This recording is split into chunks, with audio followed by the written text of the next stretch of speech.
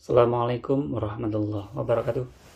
Pada pertemuan pada pagi ini, kita masuk ke bab 4, di mana bab 4 ini bisa dikatakan merupakan hasil penelitian. Dalam konteks yang lebih luas, selain hasil, nanti juga ada pembahasan.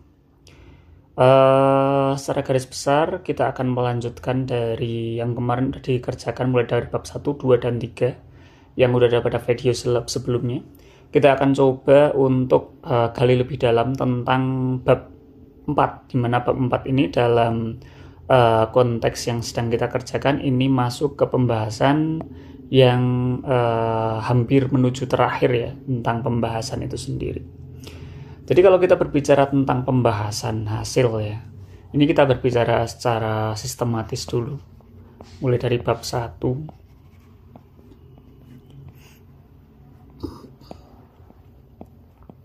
Setiap karya ilmiah, skripsi, ya dalam konteks ini adalah penelitian kuanti, itu memiliki struktur yang berbeda-beda sesuai dengan kebijakan kampus masing-masing. Dalam konteks ini, saya memakai konsep di mana bab 3 merupakan metode, bab 1 itu merupakan pendahuluan, bab 2 teori, bab 3 metode, lalu bab 4 adalah hasil pembahasan. Nanti ada bab 5 yang merupakan kesimpulan atau penutup biasanya. Penutup berisi kesimpulan. Nah, dari kelima bab ini saya memilih yang konsep bab 3-nya metode karena ada suatu skripsi yang metodenya itu dicantumkan di bab 1.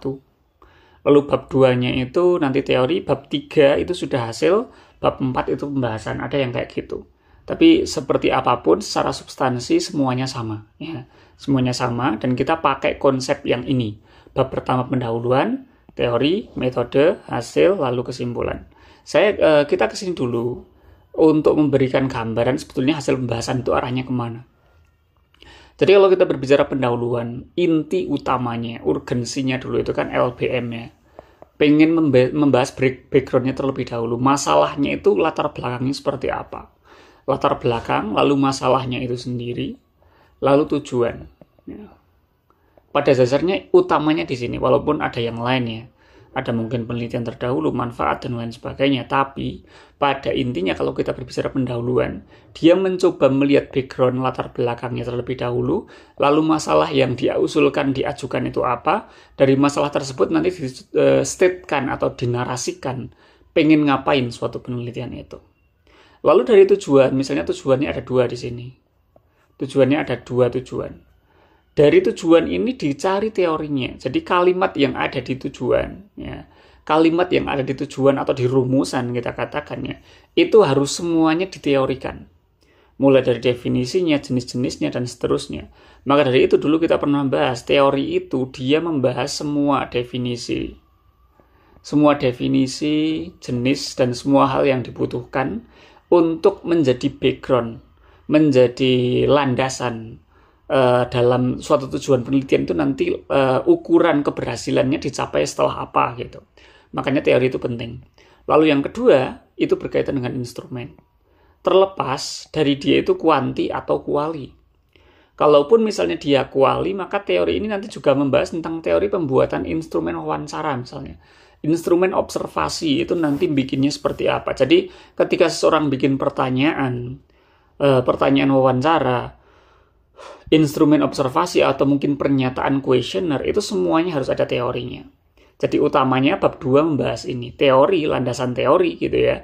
Dia membahas semua teori yang dibutuhkan, yang disebutkan di dalam tujuan penelitian, sekaligus teori yang menjadi indikator-indikator dalam penyusunan instrumen, entah itu instrumen kuali maupun kuanti. Lalu metode, urgensinya itu adalah dari masalah yang diberikan, tujuan yang pengen dicapai, teori-teori yang telah disampaikan. Metode ini dia mencoba untuk mencari sebetulnya langkahnya itu nanti seperti apa. Langkah-langkah penelitiannya itu seperti apa. Makanya dijelaskan jenis penelitiannya apa, kuali atau kuanti, pendekatannya seperti apa. Kalau kuali fenomenologi ataupun studi kasus ataupun ground theory, atau misalnya kalau kuantinya itu masuk ke kuanti yang korelasi, deskriptif ataupun mungkin komparasi. itu dijelaskan jenis-jenisnya, sampelnya seperti apa. Karena dari semua tahapan tersebut, mulai dari menjelaskan jenis data, jenis penelitian, lalu menjelaskan samplingnya, berapa sampelnya, siapa orangnya, metode pengumpulan data, nanti baru bisa dirumuskan langkah-langkah penelitian. Mengapa perlu ada langkah penelitian? Namanya orang meneliti kan harus tahu langkah. Nah, langkah inilah utamanya dirumuskan ketika membahas dari metode. Setelah ditentukan langkahnya, barulah seseorang bisa melangkah ke penelitiannya. Mungkin ada yang nanya, oh berarti apakah lalu kita bilang bahwasannya bab 1, bab 2, bab 3 itu belum mulai penelitian? Sebetulnya sesudah. Cuman penelitiannya itu belum menggali data utama penelitiannya. Jadi data utama penelitian itu belum dicari. Dia hanya, saya katakan ini tahapan proposal gitu. Tahapan proposal itu ya data yang dicari baru data sekunder. Data pendukung, misalnya nih bab 1. Bab 1 kita membuat LBM, buat pendahuluan, di dalamnya ada LBM. LBM ini kan butuh riset juga. Riset literatur misalnya. Atau bahkan riset lapangan. Yang dikenal dengan pre-riset. Riset awal gitu ya. Boleh nggak kayak itu? Boleh. Tapi bagaimanapun mau dia mau pakai literatur, mau pre-riset melalui uji lapangan langsung, seperti apapun data yang dikumpulkan itu hanya data yang menggali masalah. Data yang mencoba mencari masalahnya dulu. Artinya data tersebut tidak berkaitan dengan tujuan penelitian. Data tersebut bukanlah data utama penelitian. Artinya di penulisan bab 1 belum menggali data penelitian yang utama. Seperti itu. Begitu pula ketika membuat teori di bab 2. Bab 2 itu kajiannya literatur semua. Mencari teori itu semuanya literatur. Di dalam hal ini artinya belum mencari data-data yang dia itu diperlukan ketika pengen menyelesaikan penelitiannya itu sendiri. Artinya di dalam bab 2 itu hanya mencari teori dari tujuan, bukan merealisasikan tujuan penelitiannya itu sendiri. Bab 3 gimana? Bab 3 sama. Bab 3 memang ada riset, tapi semua risetnya pun ini literatur. Tentang jenis penelitian, ya. Tentang apalagi misalnya, jenis data, sampling, dan seterusnya. Itu semuanya belum merealisasikan tujuan penelitian. Dari sinilah ketika seseorang sudah menentukan langkah-langkah penelitian yang diterapkan di bab 3, ya, yang dijelaskan di bab 3, barulah dia tahu, oh, pertama saya harus pengumpulan data. Pengumpulan datanya pakai instrumen apa? Misalnya pakai instrumen wawancara kalau kuali, kuesioner, bagiin angket, dan lain sebagainya. Artinya di situ data yang dikumpulkan ini sudah masuk ke data yang utama di dalam penelitiannya. Nah, disitulah urgensi, atau misalnya kita katakan disinilah awal mula penelitian atau tujuan penelitian itu direalisasikan. Jadi antara bab 3 dan bab 4, atau saya katakan antara langkah-langkah penelitian menuju hasil, disinilah sebetulnya penelitian data utama itu baru dimulai. Atau kita katakan tujuan penelitian yang ditulis di bab 1 itu baru akan direalisasikan setelah orang itu menyelesaikan bab 1, bab 2, bab 3. Atau setelah menyelesaikan pendahuluan, teori, dan juga metode. Setelah pendahuluan teori metode diselesaikan, barulah seseorang itu mencoba untuk merealisasikan rumusan masalah atau tujuan penelitian. Dalam konteks ini misalnya bab 3, kemarin sudah menjelaskan langkah-langkah apa yang harus dilakukan. Ada pengumpulan data, nanti ada penyajian, nanti ada analisa, dan seterusnya.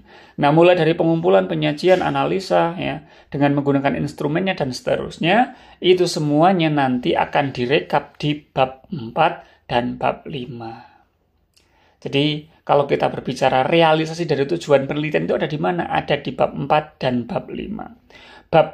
Tujuan penelitian itu disebutkan di bab 1, tapi realisasinya atau kita katakan implementasi utamanya gitu, setelah dicari, diteliti, dan seterusnya, semua akan disajikan di bab 3 dan bab 4 dan bab 5 pada hasil pembahasan dan kesimpulan. Seperti itu. Nah, sekarang kita akan masuk ke contohnya.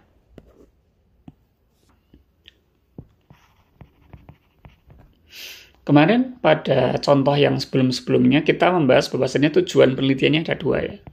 Tujuan penelitiannya ada dua. Apakah misalnya terdapat pengaruh antara dua variabel ya, karena ini konteksnya kuanti, antara penggunaan game online terhadap perilaku atau kita katakan sopan santun gitu aja. Ini tujuan yang pertama. Tujuan yang kedua, seberapa besar pengaruh antara game online terhadap sopan santun. Jadi ini contoh dari tujuan penelitian yang kemarin dikaji pada video-video sebelumnya. Nah, dari contoh ini kemarin merumuskan langkah-langkah penelitian, mulai dari yang pertama itu adalah pengumpulan data, lalu tahapan statistika yaitu penyajian, deskripsi, lalu nanti ada pra-analisa, ada analisa, ya. Saya kira tahapannya dalam statistik paling pol ini, utamanya ini. Nah, dari pengumpulan, penyajian, deskripsi, pra-analisa dan juga analisa, ya. Ini sebetulnya kita bagi menjadikan di bab ini ya. Di bab 4 itu kan intinya ada dua ya, hasil sama pembahasan. Nah, mana yang masuk hasil, mana yang masuk pembahasan? Nah, kita lihat di sini. Pengumpulan data. Pengumpulan data itu kan dari instrumen yang dipakai ya, misalnya instrumennya. Instrumennya misalnya adalah angket. Angket udah disebar. Berarti tahapan pengumpulan data ini adalah tahapan di mana dia nyebarin instrumen. Instrumennya misalnya berupa angket, setelah disebar, nanti akan ketemu data. Nah, tahapan ini akan menghasilkan yang namanya tabel. Tabel datanya. Nah, tabel data ini, ya, ini masuk ke hasil. Jadi, bab 4, hasil, itu diawali dengan mencantumkan tabelnya. Walaupun dalam konteks beberapa penelitian, kadang tabel dari hasilnya itu dicantumkan di lampiran. Tapi setidaknya kita tahu bahwa utamanya ketika seseorang ingin membahas hasil, membuat suatu hasil, maka dia harus punya tabelnya terlebih dahulu. Tabel yang berisi data utama yang dihasilkan dari instrumen. Lalu disajikan penyajian data. Penyajian data ini juga bisa dalam bentuk tabel, bisa tabel lagi, tabelnya beda. Kalau ini tabelnya distribusi frekuensi. Kalau tabel data ini dia berbentuk tabel utama. Tabel utama itu berarti ya subjeknya berapa, lalu variabel pertama nilainya berapa, variabel kedua nilainya berapa. Itu tabel data. Tapi kalau tabel yang di sini adalah tabel distribusi frekuensi. Atau misalnya dalam bentuk pie plot, ya. Pie plot itu yang lingkaran, diagram lingkaran. Atau misalnya dalam bentuk histogram, ya, dan lain sebagainya. Disajikan, lalu dideskripsikan. Dideskripsikan itu artinya dia mencoba menggali min-nya, lalu dia standar deviasi, ya. Yang pada intinya kalau kita berbicara tentang deskripsi, dia lebih banyak membahas tentang min sama standar deviasi, atau kalau dalam bahasa yang lain adalah ukuran pemusatan sama ukuran penyebarannya. Nah, jadi misalnya kita punya tabelnya misalnya, oke, sampai sini dulu aja. Jadi dalam tahap ini ada 5 ya kita katakan ya, A, B, C, D, E. Tahapan statistika ya. Statistika itu apa? Statistika adalah ilmu tentang pengumpulan data, penyajian data, deskripsi, dan juga analisa. Nah, sekarang dari 3 tahap ini A, B, C, ya, pengumpulan, penyajian, dan deskripsi, ini boleh dicantumkan dalam bab hasil. Ini hasil ini.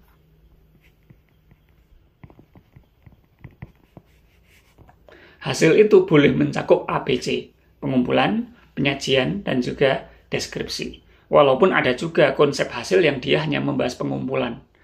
Tapi kalau menurut saya hasil itu boleh mencakup sampai deskripsi. Sampai ke tahap mean dan juga standar deviasi. Gitu. Karena gini, karena ada juga penelitian statistik itu yang dia bersifat deskriptif. Deskriptif artinya selesai di deskripsi data. Selesai di menyajikan data dan mendeskripsikan data, nggak ada analisa uji hipotesis. Karena memang penelitian deskriptif itu tidak ada uji hipotesis. Dia hanya menggali datanya seperti apa, gambarannya seperti apa, describe, mendeskripsikan Dia hanya memotret gambaran datanya, bukan menguji hipotesis, di mana uji hipotesis ini berkaitan dengan inferensial dari sampel menuju populasi. Tidak ada seperti itu. Maka dari itu, dalam konteks ini, kita akan membagi, coba dari sini ya, ini kan berarti tahapannya ya. Tahapan ketika orang pengen menyusun bab 4, yaitu hasil dan pembahasan, dia akan menyusun pengumpulan, penyajian, dan juga deskripsi. Contohnya seperti apa? Nah, contohnya berarti bab 4. Bab 4 berarti yang pertama, dia berisi pengumpulan datanya. Tabelnya berarti ya, ada nomor, nama, variabel 1, variabel 2. Nomor, nama, variabel 1, variabel 2. Tabelnya, ini adalah bab hasil. Bab hasil ada tabelnya. Yang kedua, ada histogramnya. Histogramnya seperti apa, tabelnya ya. Tabel pie plotnya kalau pengen dideskripsikan, dan lain-lain. Grafik-grafiknya dan lain sebagainya. Ini namanya penyajian. Setelah itu yang ketiga dideskripsikan dengan ukuran pemusatan dan penyebaran. Artinya cari min-nya berapa. Ukuran pemusatan ada 3 ya, min, median, modus. Penyebaran setidaknya yang paling sering dipakai standar deviasi, variansi, dan juga range-nya seperti apa. Dari ukuran pemusatan dan ukuran penyebaran nanti dijelaskan, diberikan interpretasi. Saya kira saya tidak akan terlalu banyak di sini karena dulu di statistik udah semua. Bagaimana bikin histogram, bikin pie plot, lalu mencari min, median, modus, mencari standar deviasi, variansi, dan juga range, semua sudah pernah dibahas pada perkuliahan statistik. Nah, tinggal dilakukan kembali, diulangi sekarang. Dari tabel yang dipunyai, disajikan, lalu dideskripsikan berdasarkan ukuran pemusatan dan ukuran penyebaran. Itulah hasil. Sebetulnya di sini ada tahap yang kita katakan agak terlewat ya. Saya terlewatkan, dia itu dikatakan sebagai uji validitas dan reliabilitas. Karena uji validitas dan reliabilitas ini sebetulnya seharusnya masuk di bab 2. Jadi misalnya dulu di bab 2 itu kan sudah membuat instrumen. Bab 2 itu sudah mengkaji teori, definisi, jenis, klasifikasi, dan seterusnya. Lalu juga teori indikator dari instrumen, membuat angketnya. Nah, sebetulnya di bab 2 itu harus dilakukan uji reliabilitas dan uji validitas. Nah, untuk perkuliahan kita, ini saya skip saja, biar tidak terlalu lama. Ini saya skip. Tidak perlu dilakukan uji validitas sama reliabilitas. Yang penting Anda paham nanti kalau Anda terjun ke penelitian yang sebenarnya, terjun ke membuat skripsi dengan kuanti, Anda tahu di bab 2, Anda harus melakukan uji validitas dan uji reliabilitas dari instrumen. Nah, hasil dari validitas dan reliabilitas itu nanti juga bisa dijelaskan di bab 2. Walaupun ada, ya ini walaupun saya katakan ada kesalahan umum yang sering terjadi dalam skripsi, ada yang mencantumkan validitas dan reliabilitas ini dimasukkan ke bab 4 atau hasil pembahasan. Menurut saya itu salah. Kenapa? Mesti kurang pas ya, karena bab 4 ya, yang berisi hasil pembahasan itu seharusnya sudah berisi tentang instrumen yang sudah jadi, yang sudah siap untuk mengumpulkan data. Jadi instrumennya udah diuji validitas, diuji reliabilitas gitu. Karena sebetulnya tahapannya itu tadi ya di bab 2 ya. Nah, bab 2 itu kan dia membuat teori. Teorinya itu tentang semua, tentang definisi dan juga jenis-jenis klasifikasi, serta teori tentang instrumennya. Nah, di sini ketika instrumen sudah dibuat di bab 2, semestinya instrumen ini juga sudah diuji. Nah, uji apa? Ya, 2 uji tadi. Uji validitas sama uji reliabilitas. Nah, dan ini dicantumkannya di bab 2 untuk uji reliabilitas sama validitas, bukan dicantumkan di bab 4. Walaupun nanti kalau Anda mungkin lihat skripsi punyanya kakak tingkat atau mungkin skripsi punya yang lain, kadang reliabilitas validitas kadang dicantumkan di sini, di bab 3 sama bab 4 atau hasil pembahasan. Nah, menurut saya itu kurang pas. Nah, dalam konteks perkuliahan kita, kuliah Metopen ini di skip saja. validitas, reliabilitas kita skip saja, tidak perlu. Ya. Jadi bab hasil itu cukup memuat ini ya, tabel, ya, memuat tabel, penyajian, dan juga deskripsi data, mean, median, modus, terus penyebarannya, standar deviasi, variansi, dan juga range. Dan jangan lupa, dalam penelitian ketika membahas hasil ya, selalu diberi interpretasi. Interpretasi itu jangan hanya berupaya untuk menyajikan tabel-tabel sama diagram gambar-gambar saja. Skripsi yang baik, penelitian yang baik, artikel yang baik, setelah ada tabel, misalnya nih ngumpulin ada tabel, kasih interpretasi. Ya. Ada tabel, histogram 1, kasih interpretasi. Interpretasi itu dalam bentuk apa? Kalimat peneliti. Coba dari tabel ini tuh membahas apa, berapa orangnya, gimana gambarannya, sekilas seperti apa. Dari histogram ini kesimpulannya kayak gimana. Dari gambar ini kesimpulannya kayak gimana. Dari tabel mean, median, modus menyatakan seperti apa. Dari tabel penyebaran, standar deviasi, itu maknanya bagaimana. Itu semuanya harus mencakup interpretasi. Jadi interpretasi itu diberikan setiap ada tabel, itu lebih bagus. Bikin tabel, kasih interpretasi, ada gambar baru, kasih interpretasi, ada histogram, pie plot, ada tabel pemusatan, penyebaran data, dikasih interpretasi setelahnya. Seperti itu. Baru yang terakhir, masih bagian dari bab 4, membahas tentang pembahasan. Nah, kalau di Inisnu Temanggung, sepertinya ya, bab 3 sama bab hasil pembahasan itu bab yang berbeda. Kalau di Inisnu kayaknya, bab 1 itu sudah masuk metode. Bab 2 teori, landasan teori, bab 3 itu hasil, bab 4 itu pembahasan. Sepertinya kayak gitu. Tapi seperti apapun konteksnya, sebetulnya sama saja, substansinya sama.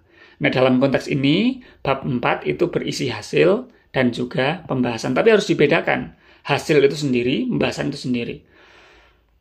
Jadi kalau hasil isinya ini, tabel, gambar-gambar penyajian, lalu deskripsi data, lalu pembahasan isinya apa? Nah, pembahasan ini dia adalah menjawab tujuan. Kembali ke sini berarti. Contohnya di sini kan tujuannya ada 2. Apakah terdapat perbedaan pengaruh ya game online terhadap sopan santun? Lalu dalam konteks ini diberikan juga tentang seberapa besar pengaruh game online terhadap sopan santun. Nah, dalam konteks ini berarti pembahasan itu isinya adalah jawaban itu semua.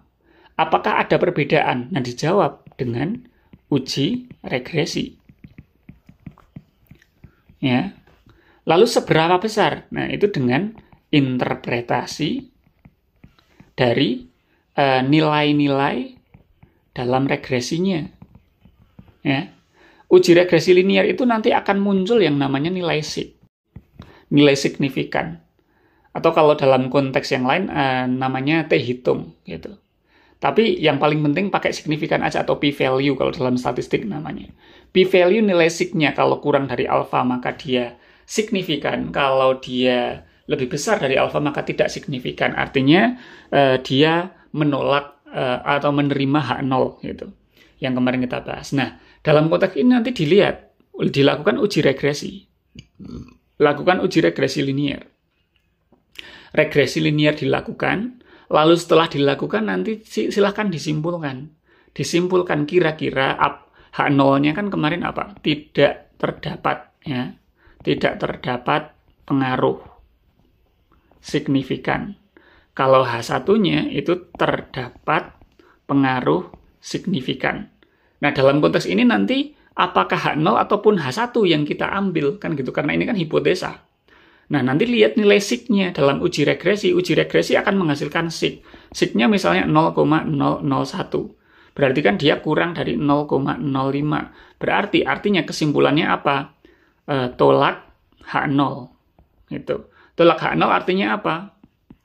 Berarti H1 yang diambil. Berarti kesimpulannya apa? Terdapat pengaruh yang signifikan. Misalnya gitu. Ini semuanya pakai SPSS kalau ini ya. Uji regresi pakai SPSS, interpretasinya juga pakai SPSS.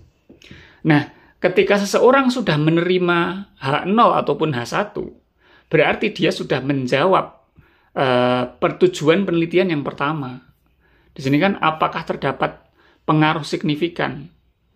Kalau sudah ada H0 atau H1 yang diterima, berarti kan sudah menjawab tujuan yang pertama. Gitu. Terus yang kedua, seberapa besar? Nah, seberapa besar ini kalau di dalam regresi, itu nanti kita bisa interpretasikan lewat yang pertama. Ada yang namanya R dan R square. Ya. Terus ada lagi nanti yang namanya, ini namanya koefisien determinasi nanti. Determinasi. Oke. Terus yang kedua ini ada juga yang namanya persamaan regresi nanti. Persamaan regresinya seperti apa? Biasanya Y kalau variabelnya hanya 2 ya. Y sama dengan AX plus B. Misalnya gini. Bentuk persamaannya kayak gimana? Lalu interpretasinya kayak gimana? Nah, interpretasi inilah yang akan menjawab tujuan yang kedua, yaitu seberapa besar. Loh kan itu kalau konteksnya penelitian korelasi, kalau yang komparasi gimana? Sama saja. Kalau yang korelasi, bab pembahasan itu pun sama. Pembahasan itu akan berisi yang pertama. Yang pertama itu adalah menjawab pertanyaan apakah terdapat perbedaan, kan gitu. Berarti pakainya uji T independen misalnya. Nanti akan ketemu apakah H0 atau H1 yang diterima. Apakah tidak terdapat perbedaan ya, yang signifikan, apakah terdapat perbedaan yang signifikan. Nanti tinggal mana yang dipilih berdasarkan nilai sig yang ada pada uji T-nya. Ya. Itu nanti sudah menjawab rumusan atau tujuan yang pertama. Terus yang kedua, seberapa besarnya dengan cara gimana? Melihat nilai rata-ratanya. Nilai rata-rata dari masing-masing yang dibandingkan. Nah, disitulah bab 4 berisi. Baik korelasi maupun komparasi konsepnya sama. Nanti untuk lebih jelasnya bagaimana caranya ini, dulu Anda sudah pernah mempraktekkan waktu statistik, nanti akan saya cantumkan kembali linknya di WA Group. Bagaimana cara mencari uji regresi dan juga ataupun misalnya kalau komparasi bagaimana cara menggunakan uji T. Yang pada intinya pembahasan itu ya, kalau saya simpulkan yang lebih luas ya, yang lebih ringkas.